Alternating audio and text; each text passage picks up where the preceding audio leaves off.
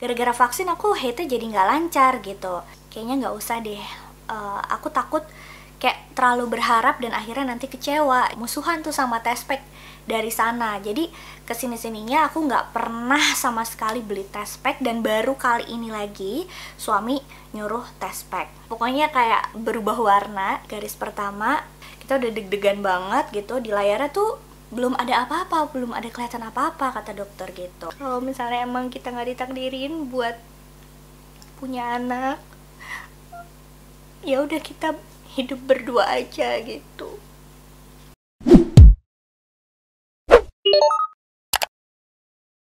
Assalamualaikum, selamat datang di channel Nyari Alita teman-teman. Akhirnya aku balik lagi untuk cerita-cerita lagi setelah sekian lama. Aku kayaknya off ya untuk media sosial, mau YouTube, Instagram juga apalagi jarang banget yang namanya posting. Dan sekarang udah mulai lagi aktif karena sekarang aku udah mulai seger lagi badannya. Karena apa? Nanti aku ceritain semuanya di sini. Tapi sesuai judulnya, teman-teman pasti udah tahu ya. Aku bakal cerita apa di sini. Jadi semoga nanti ceritanya sedikitnya bisa diambil positifnya dan bisa sedikitnya bermanfaat buat teman-teman yang dengerin. Kita masuk ke awal ceritanya dulu ya. Jadi awal mulai ceritanya itu berhubungan dengan yang namanya vaksin. Di awal itu aku vaksin pertama di bulan Juni, sekitar tanggal 23 Juni kalau nggak salah ya. Nanti aku bakalan cantumin tanggalnya di sini. Itu aku vaksin pertama, kebetulan alhamdulillahnya dapat slot di kantor bupati setempat. Alhamdulillah prosesnya lancar gitu kan. Setelah vaksin nggak ada drama demam atau kenapa-kenapa gitu, karena kan ada beberapa yang ngerasain katanya demam dan harus minum obat dan lain sebagainya. Tapi aku alhamdulillah enggak, cuman pegel aja di bagian yang disuntiknya ya. Kebetulan aku sebelah kiri. Disarankan untuk tidak melakukan kerja-kerja yang berat dulu gitu, apalagi menggunakan tangan yang disuntiknya gitu kan. Jadi aku waktu itu usahain selama 3-4 hari tuh aku istirahat aja gitu. Kalau misalnya pun harus kerja, ya aku kerjanya tuh dicicil gitu, jadi nggak disekaligusin gitu, jadi supaya nggak terlalu capek. Nah dari situ aku kayak jadi rajin berjemur gitu. Katanya ya namanya ikhtiar untuk menjaga kesehatan ya teman-teman. Apalagi waktu itu kondisinya pandeminya emang lagi naik-naiknya di kota Pontianak gitu. Jadi pasti ada ketakutan dong ya dalam diri, pasti ada gitu. Aku kebetulan alhamdulillahnya setelah sholat subuh tuh aku biasanya nggak tidur lagi gitu kan. Terus aku cari aktivitas lain gitu. Sarapan ya, yang paling penting aku sarapan. Terus abis itu aku minum vitamin. Nah vitaminnya ini aku minum vitamin C gitu. Kebetulan waktu itu dapat gratis dari kantornya suami, jadi alhamdulillah gitu kan. Dan ditambah vitamin yang memang aku udah konsumsi sebelumnya gitu. Walaupun emang aku nggak rutin banget sih minum vitaminnya, kadang juga kelewat ya, namanya juga manusia gitu kan. Cuman aku mulai intens lagi tuh minum vitaminnya, yaitu vitamin E sama vitamin asam folat. Dan itu tuh kayak kombinasi untuk promil gitu ceritanya. Dan aku emang ikhtiar aja minum si vitamin ini gitu kan ya. Ya udah kayak dijalanin aja rutin. Dan sampai kalau nggak salah sehari setelah aku vaksin yang pertama itu aku haid lumayan banyak ya. Jadi nggak ada flek dulu gitu loh. Biasanya aku ada flek dulu baru head di hari berikutnya itu banyak gitu. Tapi ini nggak kayak langsung banyak aja gitu. Tapi anehnya waktu itu headnya itu cuman kalau dihitung itu sekitar cuman 2 harian aja gitu. Dan aku ngerasa kayak ini baru pertama kalinya kayak gini gitu. Head tersingkat yang pernah aku alamin selama aku hidup, selama aku hate lah, selama aku mengalami hate gitu kan. Kok sebentar banget ya gitu, ada apa ya. Aku takut, aku takutnya, aku mikirnya kayak kenapa ya gitu kan, ada apa ya gitu kan, tapi bismillah aku berdoa supaya nggak ada apa-apa. Oke, selesai dari situ ya udah aku positive thinking aja, mungkin aku lagi kecapean gitu, jadi headnya itu sedikit, dan mungkin di bulan depan headnya akan normal lagi, aku mikirnya kayak gitu. Tanggal 14 Juli ya, aku ada jadwal vaksin kedua tahun ini ya teman-teman, 2021. Jadi masih fresh gitu kan. Selesai dari sana, alhamdulillah juga nggak ada drama demam dan lain-lain. Cuman emang vaksin kedua itu rasanya lebih nyeri gitu. Kalau yang pertama kan cuma pegel-pegel aja.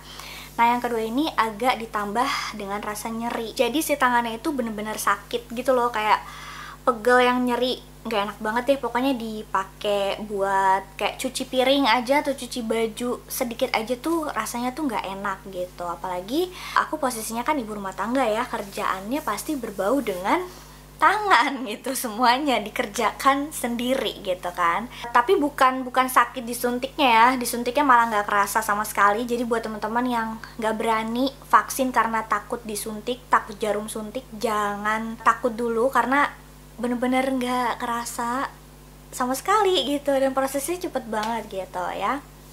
Oke, balik lagi nih.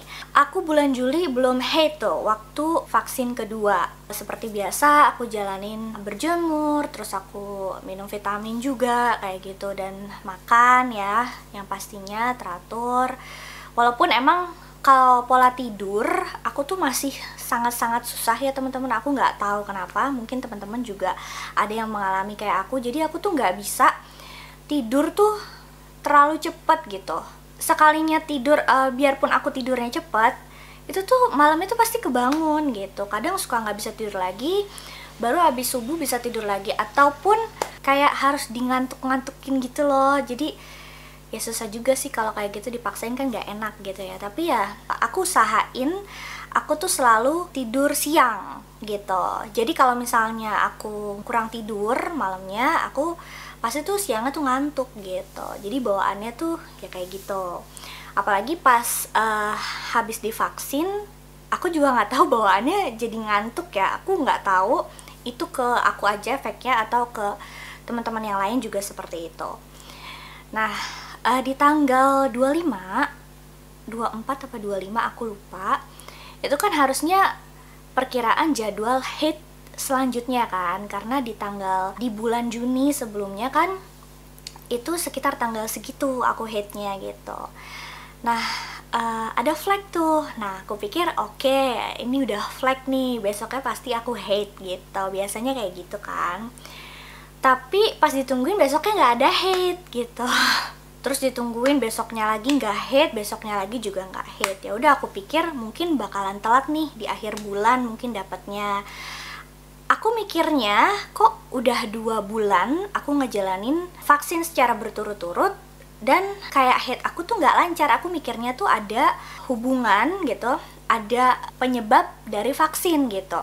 Maksudnya gara-gara vaksin aku haidnya jadi nggak lancar gitu. Tapi aku kan nggak mau menerka-nerka dulu kan, takutnya aku salah. Jadi aku pastiin ke teman aku yang kebetulan dokter gitu, dia kan pasti lebih tahu dong ya. Terus aku tanya ke beliau, dia bilang nggak ada hubungannya, vaksin itu nggak ada hubungannya, nggak ada kaitannya dengan haid gitu. Jadi kalau misalnya haidnya nggak lancar, itu bukan karena vaksin gitu, mungkin karena kecapean atau kurang tidur mungkin ya, aku juga nggak tahu, atau dari pola makan juga, aku juga nggak ngerti gitu kan. Ya udah aku positive thinkingnya mudah-mudahan nggak ada apa-apa.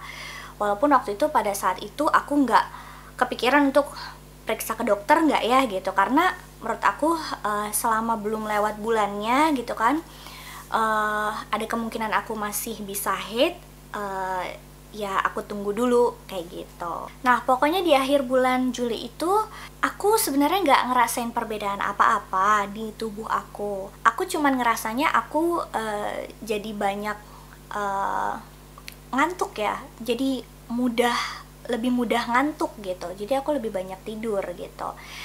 Nah, suami aku bilang, aku tuh kayak beda. Aku nggak ngerti, aku bedanya di mana gitu kan. Cuma dia doang yang paham tuh, aku nggak tahu. Pokoknya dia bilang, kamu kok kayaknya beda ya gitu kan. Terus dia nanya, kamu bukannya udah jadwalnya untuk haid ya gitu kan.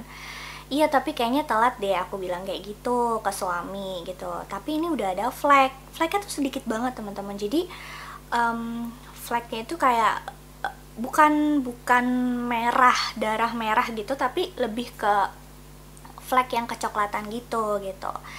Dan emang sebelumnya biasanya kayak gitu, cuman aku mikirnya di sini juga oh sama gitu.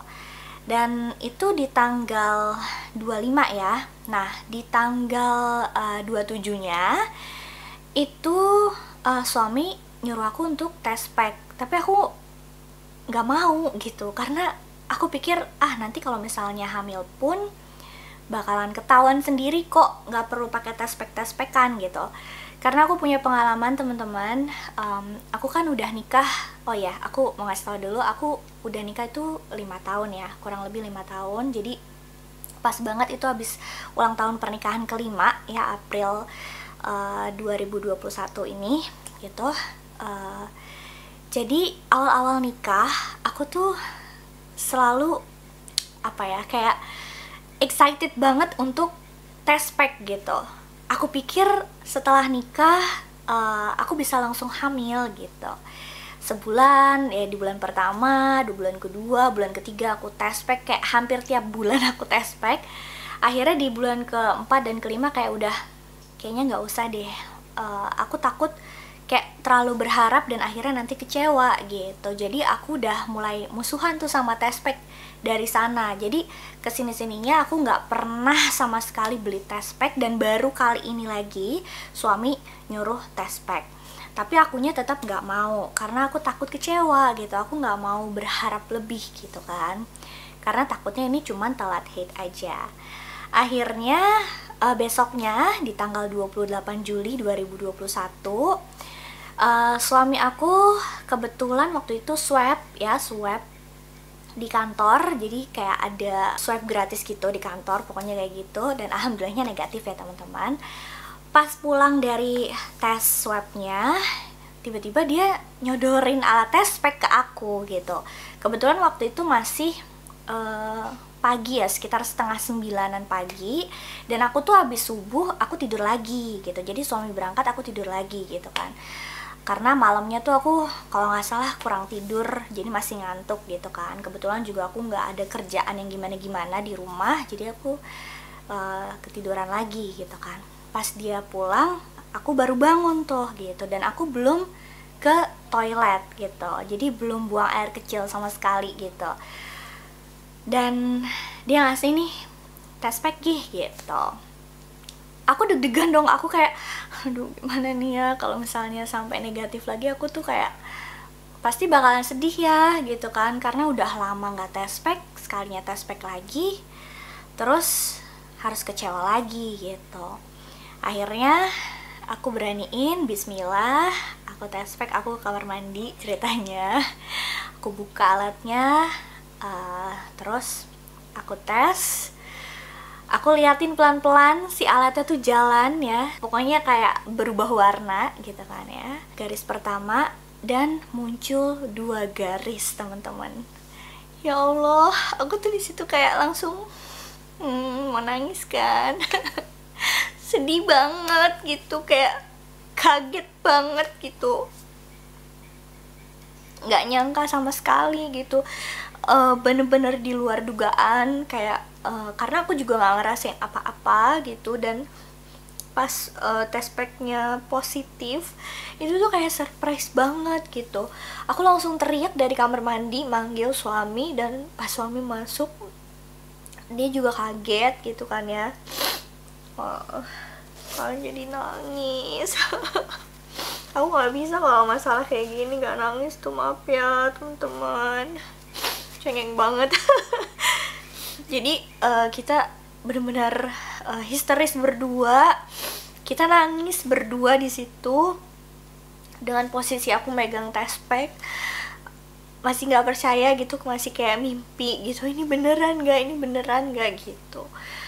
boro-boro ya teman-teman, aku ada kepikiran buat bikin dokumentasinya lah, apalah, kayak misalnya mungkin banyak di luar sana yang bikin surprise ke suaminya atau ke keluarganya pakai kotak kado dan segala macemnya itulah. Pokoknya aku tuh nggak ada sama sekali kepikiran buat bikin kayak gitu boro-boro gitu, karena kan emang bener-bener surprise banget di pagi hari gitu kan. Akhirnya dari situ sujud syukur, kita nangis berdua, alhamdulillah, bersyukur sama Allah karena ini semua tuh atas izin Allah ya teman-teman. Gak ada yang gak mungkin kalau Allah udah berkehendak gitu. Mau setahun, 2 tahun, 5 tahun, 10 tahun, belasan tahun gitu, kalau emang Allah udah nakdirin untuk dapet keturunan gitu kan, pasti bakalan dikasih gitu. Jadi aku mikirnya ini waktu yang tepat buat aku dan suami, menurut Allah gitu kan, di 5 tahun pernikahan setelah penantian lama yang penuh dengan lika-liku roller coaster yang masya Allah deh pokoknya gitu kan ya, yang dipenuhi dengan pertanyaan-pertanyaan yang teman-teman juga pasti tahu apa yang ditanyain gitu kan, sampai udah kayak males jawabnya, akhirnya cuma disenyumin aja. Dan ini jawabannya gitu di 5 tahun pernikahan gitu. Tapi aku dari situ nggak mau senang dulu, karena aku pernah baca-baca tes positif di Tespek itu belum tentu menunjukkan kehamilan gitu. Aku kan masih tetap positive thinking gitu, aku hamil, tapi aku nggak mau terlalu yakin dulu gitu, karena kan belum periksa ke dokter dan USG kayak gitu kan. Akhirnya di hari itu juga kita langsung ke rumah sakit ibu dan anak ya pastinya. Jadi kita bikin janji dulu lewat telepon. Akhirnya siang kita ke sana, dan pas di sana itu langsung dicek USG kan. Nah pas dicek USG lewat perut, dokternya bilang nggak kelihatan gitu, belum kelihatan apa-apa. Aku udah gemeter gitu kan, aku udah kayak apa bener aku nggak hamil ya gitu. Aku tuh kayak takut gitu, aku sambil megangin tangan suami aku di sebelah, dia juga gitu kan ya, kita udah deg-degan banget gitu. Di layarnya tuh belum ada apa-apa, belum ada kelihatan apa-apa kata dokter gitu. Nah dokternya bilang kita coba pakai USG transvaginal ya gitu. Nah buat teman-teman yang belum tahu, USG transvaginal itu USG yang dimasukin lewat vagina gitu. Jadi kayak dimasukin alat, rasanya nggak sakit sama sekali, tapi sedikit tidak nyaman aja gitu. Jadi teman-teman memang harus relax gitu, jangan tegang gitu. Akhirnya dokternya nyaranin untuk relax aja ya bu gitu, supaya nanti pas dimasukin alatnya nggak sakit gitu. Dan alhamdulillah emang nggak sakit gitu. Nah pas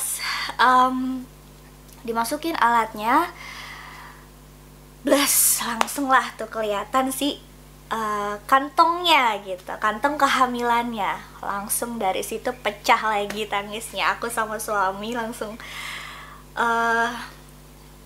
bersyukur alhamdulillah gitu. Akhirnya dokternya menyatakan bahwa aku benar positif hamil gitu. Seneng banget,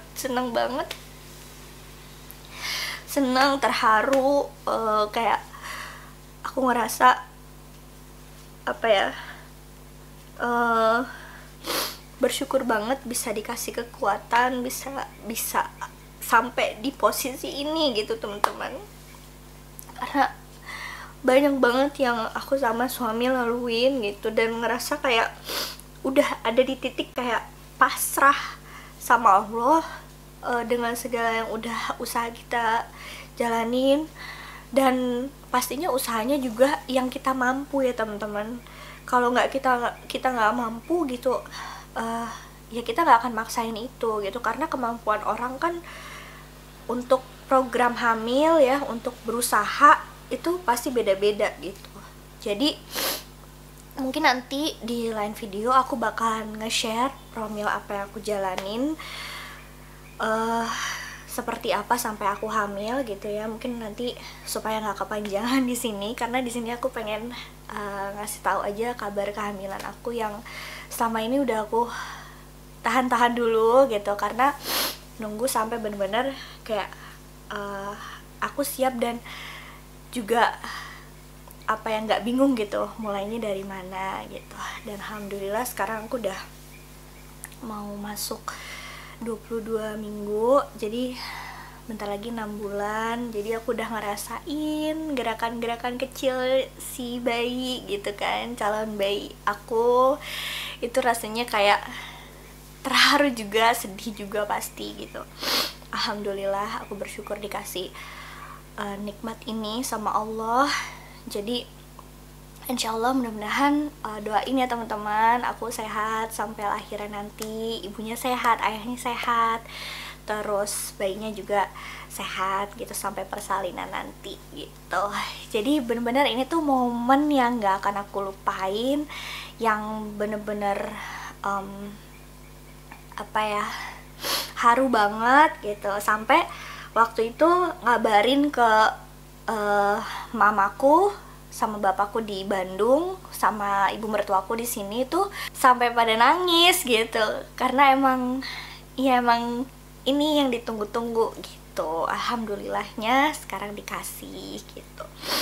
Jadi aku berterima kasih banget buat teman-teman, sahabat, saudara-saudara yang udah selalu menjaga hati aku gitu kan ya, supaya aku nggak apa ya, kepikiran soal anak gitu. Karena udah banyak lah ya yang adalah pasti pertanyaan-pertanyaan yang bikin aku sedih gitu kan. Tapi alhamdulillah sahabat-sahabat terdekat, saudara, keluarga gitu kan, nggak pernah ada yang apa ya, buru-buruin aku untuk dapet anak gitu. Alhamdulillah aku juga punya suami yang sabar banget, yang let it flow aja gitu. Yaudah kita jalanin aja gitu kan.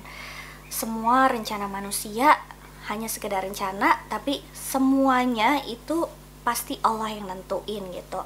Jadi aku sama suami waktu itu udah di tahun kelima ini bener-bener udah kayak ngomong gitu. Aku masih ingat banget dia ngomong, kalau emang kita gak ditakdirin, mau nangis lagi.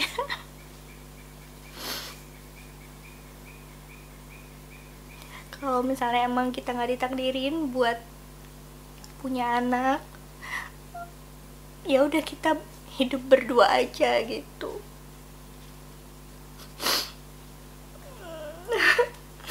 Sedih banget waktu itu ngomongnya, kayak udah nggak kepikiran lagi gitu soal anak gitu, karena udahlah pasrahin aja gitu. Justru gimana Allah ngasihnya gitu. Yang penting kita hidup rukun, saling sayang gitu sampai nanti tua gitu. Mikirnya tuh kayak gitu, udah pasrah, bener-bener pasrah gitu. Terus aku sampai nangis meluk dia. Ya mungkin jalan kita harus kayak gini gitu. Walaupun emang terhitungnya kan aku masih muda ya, suami masih muda, masih di bawah umur 30, masih ada kemungkinan gitu untuk hamil gitu. Tapi ya udah ada di titik pasrah itu gitu. Dan ketika titik pasrah itu udah kita lepasin, udah serahin ke Allah, Allah tuh ngasih gitu. Tuh bersyukur banget, alhamdulillah banget. Jadi buat teman-teman, aku doain di luar sana, pejuang garis 2 ya, yang masih menunggu bertahun-tahun, yang masih ikhtiar promil, jangan patah semangat, terus ikhtiar, terus berdoa, terus percaya ke Allah, yakin ke Allah kalau misalnya Allah bakal ngasih di waktu yang tepat, bukan tepat waktu ya. Jadi semuanya kita manusia hanya berencana, tetap Allah yang menentukan. Tapi kalau misalnya udah urusan sama Allah, nggak ada yang nggak mungkin. Kalau Allah udah berkehendak, pasti itu terjadi. Oke teman-teman, segitu dulu aja cerita aku kali ini. Semoga sedikitnya bisa diambil positifnya dan bermanfaat buat teman-teman yang dengerin. Buat teman-teman yang senasib sama aku, terus semangat ya. Aku tahu banget rasanya jadi kalian. Dan terima kasih buat teman-teman yang udah dengerin dari awal sampai akhir cerita aku. Maaf aku cengeng karena aku emang rada sensitif kalau soal kayak gini gitu kan.